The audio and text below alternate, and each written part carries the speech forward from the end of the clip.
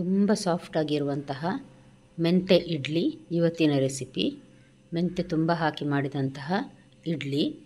ಯಾವುದೇ ಮೆಂತೆಯ ಕಹಿ ಬರುವುದಿಲ್ಲ, ತುಂಬ ರುಚಿಯಾಗಿ ಬರ್ತದೆ. ಹಾಗಾಗಿ ನೀವು ಸಹ ಒಮ್ಮೆ ಟ್ರೈ ಮಾಡಿ ನೋಡಿ.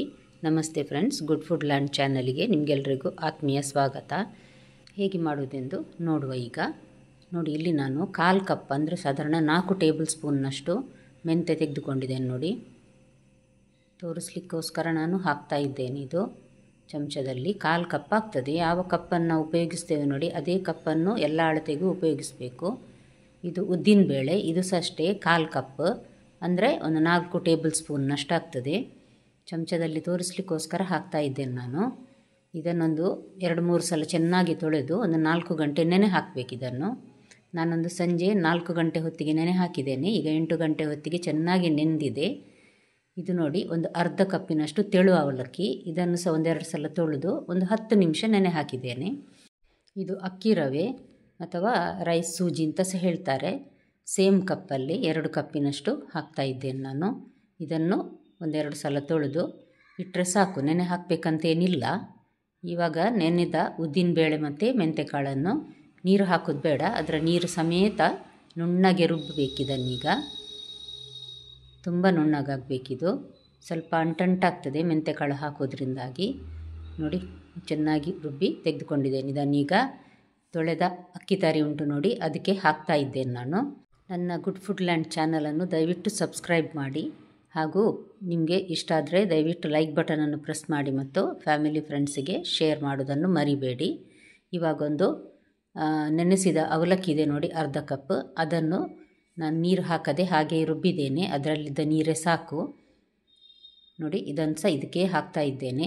ಮಳೆಗಾಲದಲ್ಲಾದರೆ ಒಂದು 3/4 ಕಪ್ಪಿನಷ್ಟಾದರೂ ಹಾಕಬೇಕು. ಸೆಕೆಯ ಟೈಮಲ್ಲಾದರೆ ಅರ್ಧ ಕಪ್ ಸಾಕಾಗ್ತದೆ. ಇದು ನೋಡಿ, ಒಂದು ಅರ್ಧ ಕಪ್ಪಿನಷ್ಟು ನೀರನ್ನು ನಾನು ಮಿಕ್ಸಿಗೆ ತೊಳೆದು ಚೆನ್ನಾಗಿ ಇದಕ್ಕೆ ಮಿಕ್ಸ್ ಮಾಡ್ತೇನೆ. ಈ ಅಳತೆಯಲ್ಲಿ ತೆಳುವಾದ 24 ಇಡ್ಲಿ ಆಗ್ತದೆ.